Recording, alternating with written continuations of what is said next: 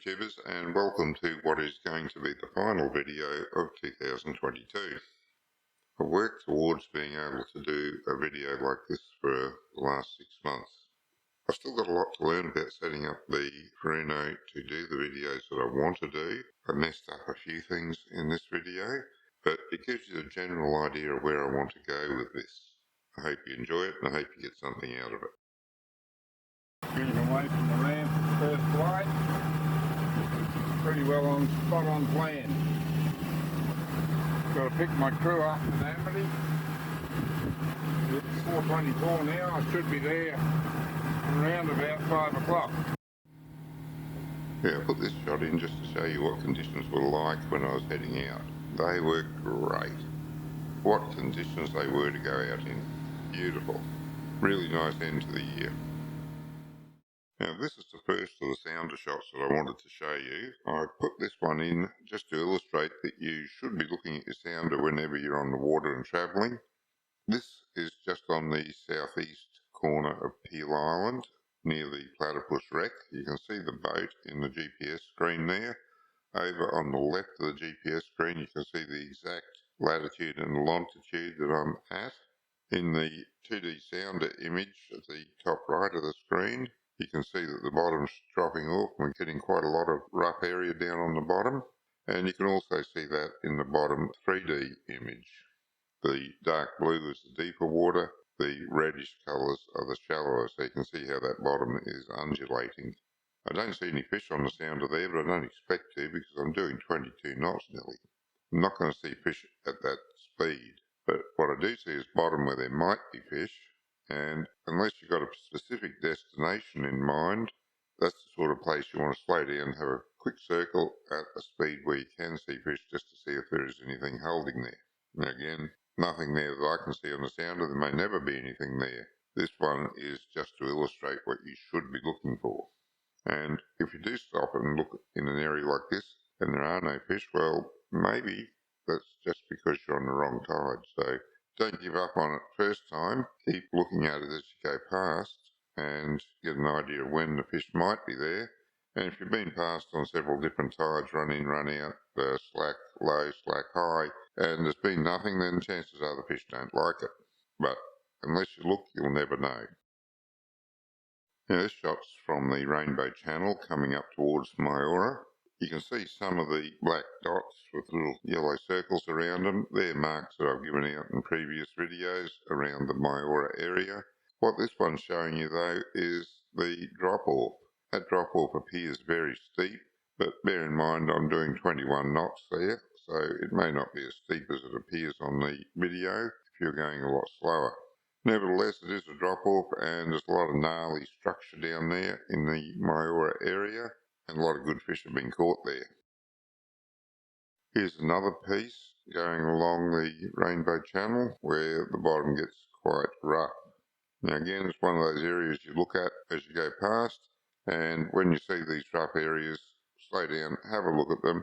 Sometimes you might find, depending on your sounder installation, that it is interference. Other times you'll find there's really good structure down there, and if you're lucky you'll find some fish on it. But as I said before, if you don't look, you'll never know. Here's another bit of fairly gnarly territory in the Rainbow Channel, or at least it looks like that at 21 knots. Again, you need to slow down, go back and have another look at it, see how it looks at a slower speed, and see if there's any fish there, which you're not going to see at 20 odd knots. When I'm looking for fish, I travel no faster than 6 knots, and if I really want to find them, if I know they're there and I want to find exactly where they're concentrated, I get down to 1 or 2 knots. Speed is your enemy if you're looking for fish. Here I'm heading in towards the Amity jetty to pick up the crew, and you can see just how jagged that bottom looks. Very, very rough. But again, I'm doing 22 knots here. As I slow down, that bottom is going to smooth out a lot. The undulations are still there, and some of the bigger ones are probably worth having a look at, and particularly those towards the end of this clip. And don't forget, if you want to look at any of these things that I'm showing you here, the latitude and longitude is on the screen on the left hand side, along with the other information about what I'm doing in the boat. Got the date and time up there, heading speed, depth of water, and the voltage there is not much interest to you, but it is to me because I want to know exactly how much is in my batteries at any time.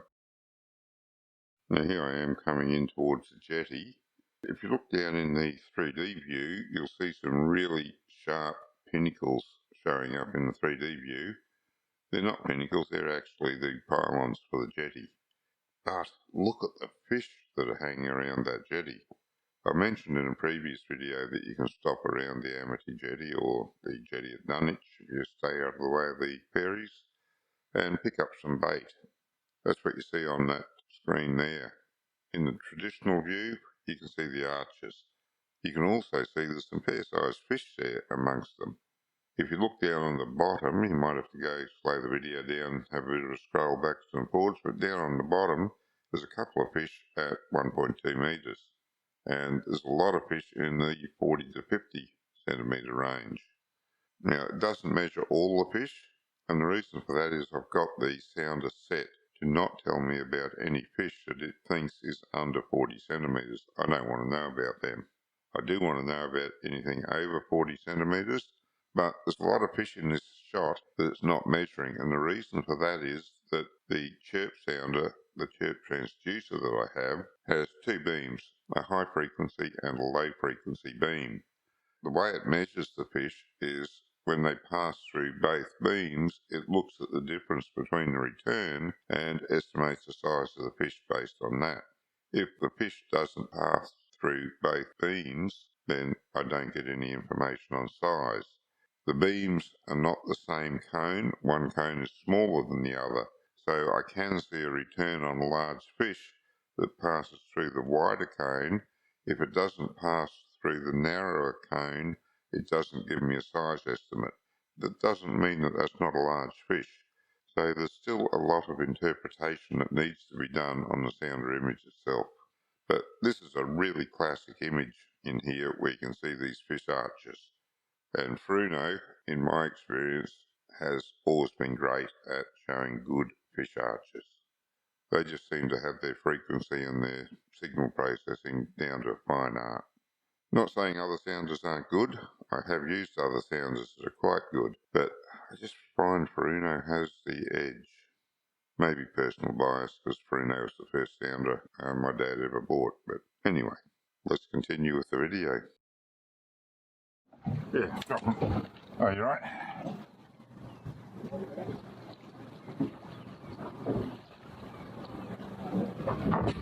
So,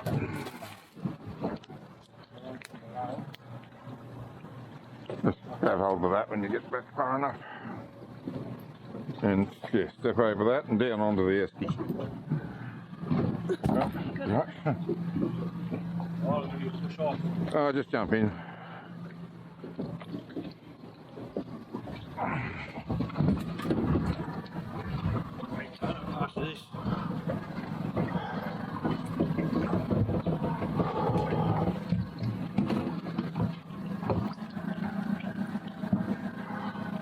Morning. Morning, how are you guys? And with the crew on board, we crossed the South Passage Bar and headed for the bait ground outside the South Channel. You want to get yourself slowed down a good time before you get to the bait ground marks for a couple of reasons. One is the bait might be a good way from the mark. The other thing is you don't want to frighten the bait away by speeding through that area. So as you can see here, I'm down to 3.8 knots and I'm seeing bait on the bottom, just starting to come into it. Now, it's a bit sparse there to be wanting to drop into it, but notice in the 3D view I can see where it is in relation to the boat, and a lot of it's on the left hand side of the boat in this view. There's some underneath, but most of it's on the left. This is where I've set up my drift, and look at that bait coming through right under the boat. I've set the boat up broadside to drift. That makes the interpretation of the sounder a little bit different because that 3D image is generated from basically what looks like a fan. You know, the old hand fans that you see the Japanese use. Now, if you imagine that fan pointing down towards the bottom and spread out under the boat at a 120-degree angle on the fan opening, That's what the beam of the sonar looks like. Drifting sideways is sort of a distorted effect.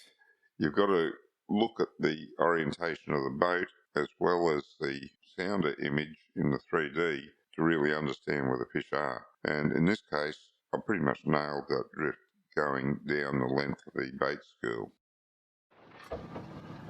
There you got more?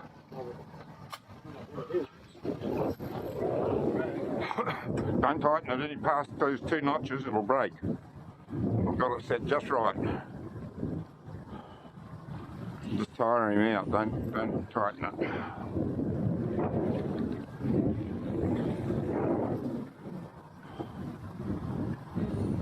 Is it not small fish? Yeah. Well, bait fish, but I've got a few of them. Okay. Oh, I was only counting on one, putting on one, but never mind.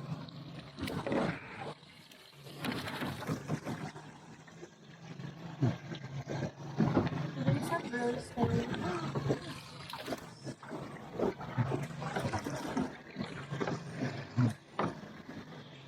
Ooh, look at that. Oh, can you get him? I'll get it. Oh shit, got me. Got it. Yep. No. We're awesome. We didn't want the granddaughter getting a hook in her fingers, so I was chief driver and unhooker. Oh, I got one. It's really good if you can have someone jigging, someone unhooking and someone driving. It lets you keep on the spot a lot better. But really in a small boat like this, No, not yet. 3 adults fishing is just too much. 2's ideal. Having one of the kids out with us is okay, but having 3 full-size adults is just a bit much. Yep. Although admittedly the grandkids are getting close to full-size adults now. We'll see how that goes in the future.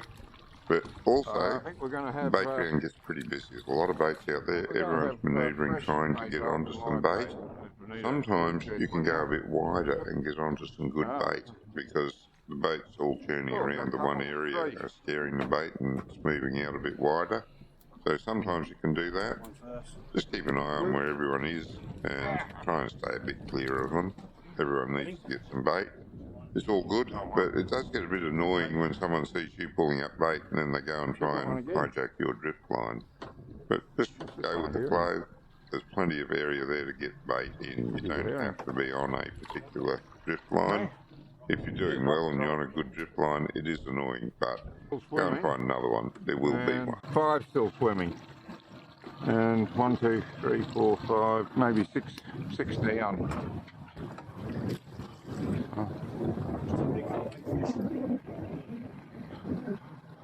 Oh, you got a few of them too.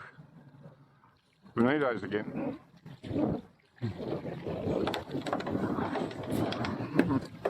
Move. Big ones, no wonder they were. Yeah.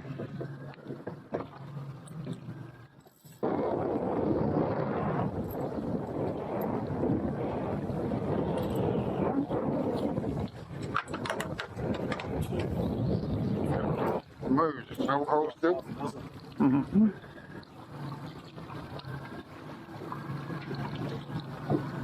Oh, come on.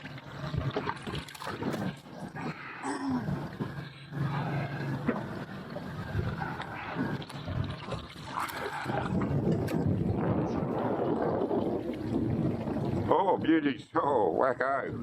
Why'd you drop one? Yep. What'd you do that for? I don't know. Well, we had enough. You said we had enough.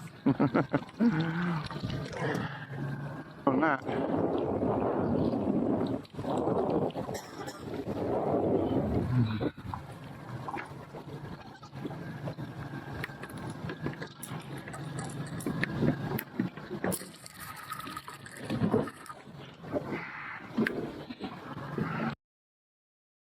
We got a heap of bonito out of that, quite big bonito actually. We got some slimies and we got a single herring. I don't know that slimies or herring make a better bait, they're both pretty good. The bonito though doesn't last long as a live bait. I'm not sure why, but it always seems to die in the tank. I think what we need to keep the bonito alive is tuna tubes. You put the bonito in the tube head first and you pump water and bubbles up past him. I think that'll keep him alive. You need that for tuna. It'll be the same for bonito. I think they're in that family. But nevertheless, the bonito is still a good bait. You cut its flesh off, really red meat, full of blood, lots of smell in the water.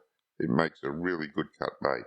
So just because you're catching bonito and they're dying, don't toss them. They're really good bait. Now here I'm just going past a couple of marks that are in between the bait ground and the group. I have given you these in previous videos. You can get another look at them here in the left hand side of the screen. You'll see the GPS coordinates for them and you'll see what the bottom looks like. Bit of structure down there and you do get fish there at times. I'm not going to see any at 20 odd knots, but if you slow down and have a good look around, they do hang around there from time to time. It's been a long time since I fished there regularly and I can't remember whether it was tide or whatever. Have fished it, have caught fish there and in around that structure.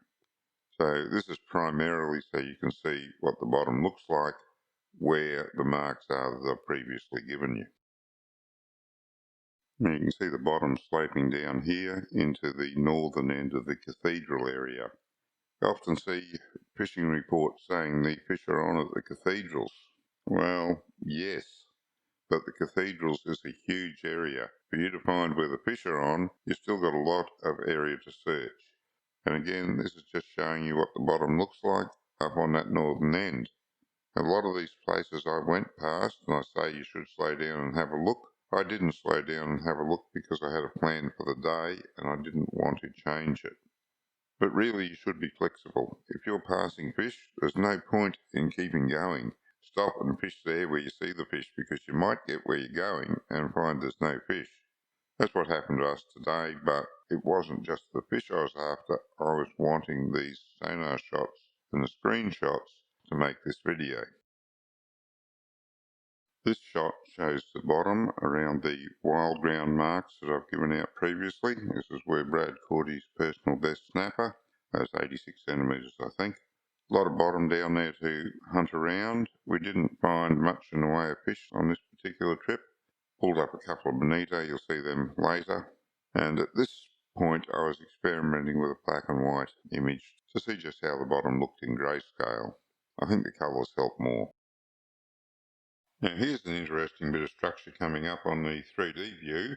I didn't notice it when I was out on the boat because I was busy playing with the lines while we were drifting, I guess, and I wasn't watching the screen. However, I have picked it up now and I'm going through the video footage and I find that very interesting going through the video footage. I'm picking up stuff that I didn't see when I was out on the water, and this one is particularly interesting. I don't know whether it's a rock or what it is, but it appears to come up off the bottom 20 to 25 metres and it's quite compact. I'm going to have to go back and scan that area and get some really good 3D shots of that just to see how extensive that is. And also, just while I'm on the subject of the views here, you'll notice that the 2D transducer is showing the depth at 97 metres and the 3D transducer is showing it at 96.8. And that is because there's a 0.2 metre difference in the height of the two transducers. The 3D transducer is sitting right on the keel and the other transducers off to the side and up 200 millimetres. So that's very, very accurate measurements on that. I took this screenshot when I got home and I had time to sit there and colour the bottom the way I wanted to. Again, this is the wide ground marks that we just looked at. You can see on the bottom the red is the reefy area that's down there. The reason it's saying there's no PBG data being generated is the boat's sitting in the shed at home and I've got the transducers turned off because you never run the transducers out of water, particularly the high-powered ones. But as you can see, that's a really likely looking spot for fish and we've pulled some good fish out of there in 100 odd metres of water. And because there were no fish there on this particular occasion, I caught the bonito, but that was all. Brad was complaining bitterly about having to haul his line out of 100 metres to check the bait. But that's fishing. If you're not prepared to do that, you're not fishing. This is a decent, oh, gee, this is a decent fish. Yeah.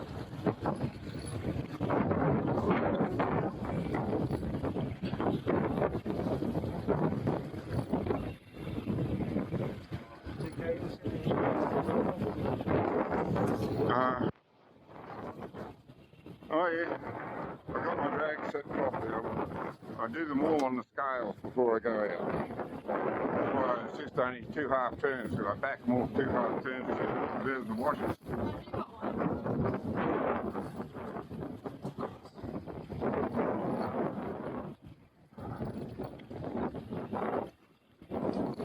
Yeah, it's a good one.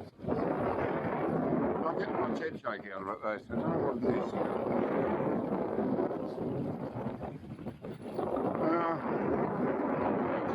Well, this coming with me a lot now. Not more than it was.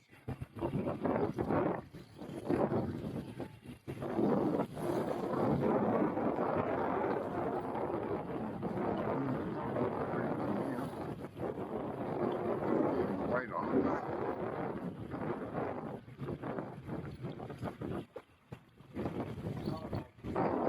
Yeah.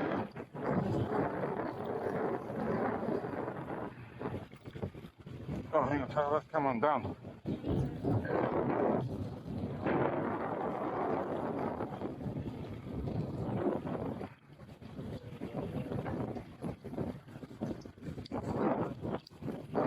Well, we're getting a bit excited now. He must be close enough to think he can see the boat.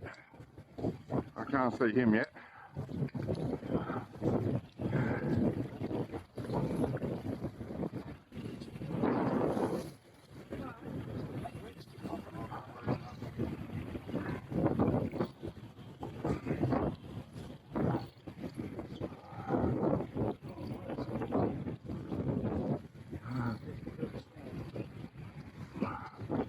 Now, this one's not small. He's getting a bit excited about the boat now. He's going to be a bit green. He might run. So when he sees the net, so don't try and force it. Lead him in.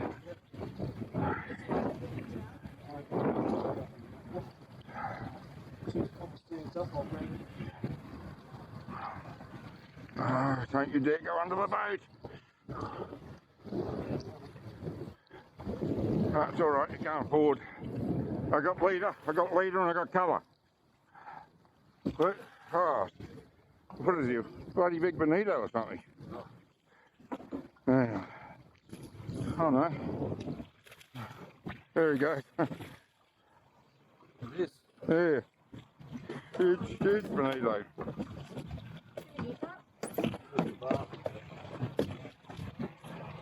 No. Oh, can I have a fires, please?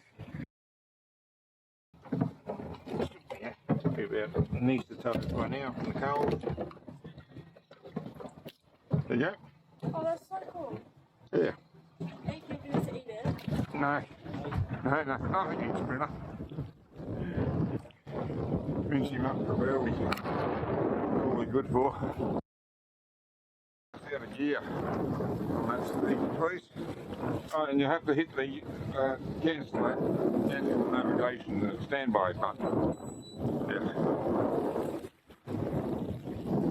Oh, cool. Hey, he's putting up right down. Yeah, got a bit of head shake on this one. Yep.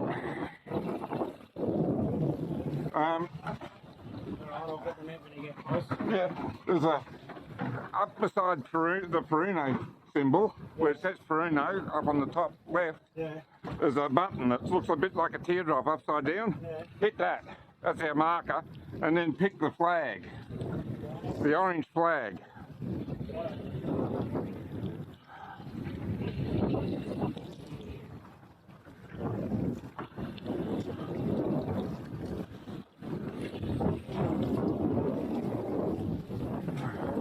Oh, swimming with me. You got it? Got the nail there?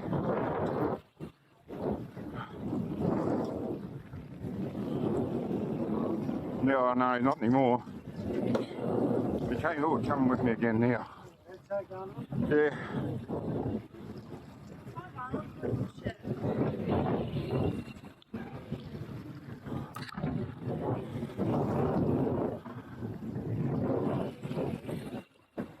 Yeah, still got a ways to go. I'll tell you when I got colour.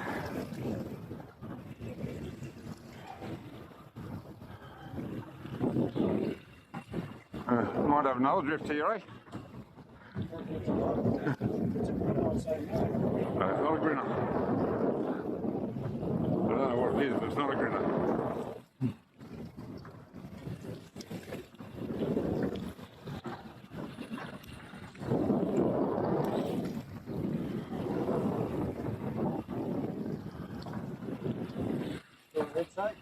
Yeah.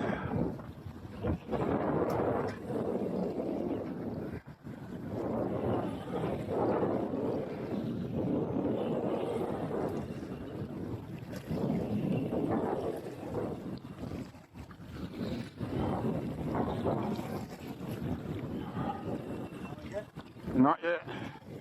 Must be getting close though. I got leader, so I'll have colour in a minute. Another bloody bonito. Well, he did have some head shake on him. There you go.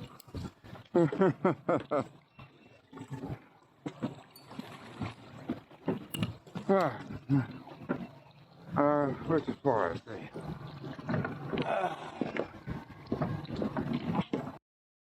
Yeah, I got another bonito. This one had a bit more head shake to him, so I didn't think he was another bonito. He didn't have enough head shake to be a snapper. Again, wasn't sure what I was pulling up until I got into the surface, and once again disappointed. This is another screenshot that I colorized it properly once I got home and took the screenshot with the boat sitting in the boat shed. It shows the bathymetry in that area very well. I probably could have turned off the boat track, which is a black line that's showing through there. That's everywhere the boat went. I probably would have done better to turn that off, but I'll get that next time. Now I put this section in just to underline the fact that you have to watch your sounder all the time to see what's happening as you're moving along, so that you don't miss any of the structure that's down there that you just drive across, and if you're not paying attention you won't see it at all, you won't even know it's there. So this is here just to underline the fact that, well, basically what Alistair Moody would have said if you watched Harry Potter. Constant vigilance. That's what you need on your sounder when you're out there driving around. Constant vigilance. You have to look out for baits and everything. You're going to talk to people that are on your bait. You're going to look at them. But always keep half an eye on that sounder, because the stuff's not on the screen for very long. If your attention wanders, it can be off the screen and you'll miss it. So try and stay focused as much as you can on your sounder. This is a section of the 35 fathom reef. There's a lot of structure down here. I've given out the marks in previous videos, but you can see them again here, and this time you can see the structure on the bottom. You can also see that I'm painting a few fish on the bottom, particularly noticeable in the 3D view. Nothing very large. I'm not getting a size reading on them. The size reading only works down to about 200 feet. So at 65 metres I'm sort of borderline on whether I'll get a size reading on these fish. Even without the size we can see this fish down there, and that's what we want to target. I've switched views. Instead of having the 3D view up, I've got the sort of fan view up, and that's showing what the fan of the transducer beam is actually seeing. I sort of tried to explain the fan earlier in the video, so if you look back to that, but here you can see the 120 degree fan opened out. It's like you're looking straight from the back of the boat towards the front of the boat and seeing the beam of the sonar and the bottom picture that it's painting. I'll just freeze the picture here so that you can see in that fan view on the bottom right hand side of the screen, there's some fish right in the middle just sitting up off the bottom, and that's all you get. You just get a flash of the fish as it goes through the fan. Something you've got to really concentrate on in order to find where the fish are holding and get a bit of an idea of what they might be. And while you're looking at all that, don't lose track of the 2D view, where you can see the white line showing the actual hard bottom down there, or of the PGB map in the GPS view. You've got to try and keep your eye on everything that's happening. And once again, another one that I've taken a screenshot of when I got home and had the leisure to sit down and get the depth shading correct. In this case, you can see down the bottom left-hand corner, the depth shading goes from 60 metres red to 75 metres dark blue. You can see how gnarly that country is down there. You can see all the fish marks that I've given you in the past sitting over there. That's all those black dots. If you zoom in on them, you should be able to see the names of them and refer them back to previous videos where I've given you these marks in the Offshore series. As you can see, they're all over very good ground, and I've caught some decent fish out here. And this is just a short segment of the trip back from the 50 fathom line, showing just how calm it was in the afternoon. It did slow up and get a little bit lumpier late morning, but by the afternoon, calmed right down again. And even late morning wasn't too bad. I wouldn't even think twice about going out, and that was really good, just not quite glassed out. I think the wind probably got up close to 10 knots. There was a few white caps starting to form, but as I said, then it died down again. Now these are just a few more shots of drifting through the area. A couple of these shots really show the power of that fan-like view down in the bottom right-hand corner. You have to concentrate on it to see the fish because they only flash up. There is no history. It's just seeing what is exactly under the transducer and off to the sides of the transducer at any given moment. But it's a very narrow beam. The fish swim through it or the boat drifts past the fish and they only flash up there for a few seconds. There's one group of fish with a decent sized fish that I can see that's 25 metres to the left of the boat and 60 metres down. You might have to scroll backwards and forwards through the image to find that because, as I say, it only flashes there for a few seconds. That's enough to get an indication of how big the fish is and exactly where it is in the water column, which is the most important thing. You can drop your bait straight on it. And it's time to head home, so I just set the autopilot to bring us back to a point safely outside the bar where I could take over manually for the bar crossing. What you can see in this here is the amount of interference I was getting in the sounder when I took off at these depths. It wasn't until I got home and sat and thought about it for a bit that I realised there's a few things I could have done to try and alleviate that. I'll try them next time. I've got the ability to switch between a 24 volt system and a 12 volt system. I could have tried switching that to see if that made any difference. I have a setup where I can switch the ground from on to floating. I should have tried that. I forgot all about that. The other thing I could have tried is switching off the charging on the battery in case the alternator was putting out some garbage on the line. So I had a few options and just forgot about all of them, but next time I'm out I'll do that and I think I'll be able to clean that up a lot. These are just a few random shots from the trip showing the bathymetry in the areas we passed over. All except two of them have at least one mark showing where I've given you the previous coordinates of that mark. If you zoom in and get the name of it, if you have been recording the coordinates I've given you, actually, that's not going to help you. Just realised I haven't been giving the names out with the coordinates. If you happen to download the Fish Tracks program, it's got all the names in there. You'll be able to tie them in with the coordinates. Of course, you have to buy a subscription to get the GPS marks, but it's not all that dear. If you're interested, there's a link in the video description where you can download it. I hope to release a new version in January, maybe towards the end of January by the time we're finished testing it, which is going to have some enhanced features in it and allow you to see these images on the screen tied into the mark where they belong. In the meantime, you can have a look at these images. At the very least, it shows the importance of keeping an eye on your sounder wherever you're going. Here's some more shots from around the Myora area on the trip back. As I said on the way out, lots of structure down there. If you're wanting to fish somewhere in the bay, Myora is one of the really good choices. It's good in a southeast wind. You can get some shelter in close, a little bit rocky further out, but nowhere near as bad as other places in the bay. Only problem with that is you've got to get there. So if it's blowing a bit of a good southeaster, you're going to have a rough trip over there and a rough trip back.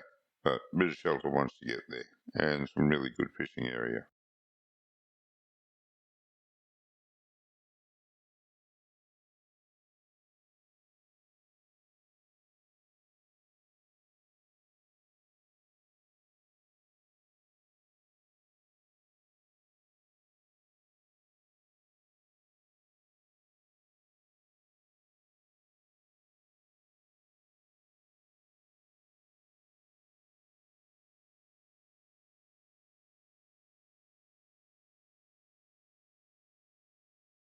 Now this screenshot is another one I've colorized once I got back.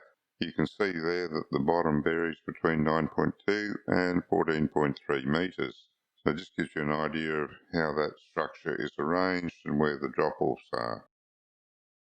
This screenshot is again in my Myora area, this time from the trip back where I took a slightly different line, and the depth range here is 10.6 to 16.2 metres. Again, you can see lots of structure in that area that will attract the bait fish and the bigger fish.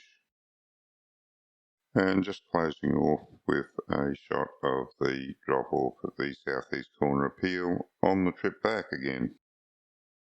As I speak this, I haven't finished editing this video. I've just recorded all the audio that I want to put in it, so I have no idea how long it's going to go for.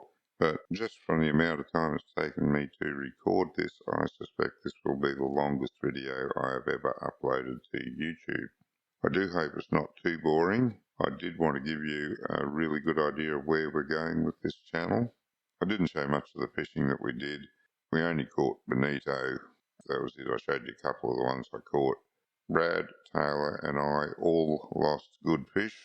Brad and Taylor were both bitten off, and I had this horrid feeling when my line rubbed on the bottom. I knew that was close to the end. Within about 15 seconds of that, the line had broken.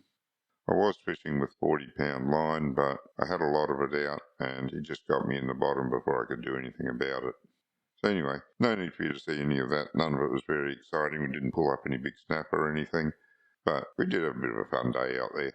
Main point of the trip was to get this video sorted for you guys to show you where the channel's going, and I hope I've managed to do that. Well, there you go, that's it. I hope you enjoyed the video. It's taken me 6 months to set up to do these. I haven't forgotten the Offshore series. I will be going back to that, but I really wanted to get one of these videos out before the end of the year. So I've really been concentrating on that in this last month, getting that to happen.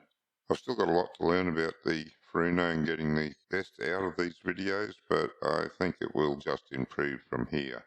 I know some of the mistakes I made and how to fix them, and as time goes by I'll discover more and more. The plan is that all the on-water videos are going to feature some parts of this content where I show you the structure and hopefully where I caught the fish, at least on the day and time that I was out there. These videos take a long time to put together. I was on holidays, so I managed to get this one done in a week. In general, I think it's going to be 2 to 3 weeks between recording a video like this and getting it up on YouTube. I have some ideas on how to get the information to you earlier. I'm not going to talk about them now, but I will give some information out in the new year, depending on how it works out. I've got to do a few experiments first and just decide whether it's going to happen. Have a safe New Year's Eve, and I might see you out in the water in the new year. Until then, good fishing.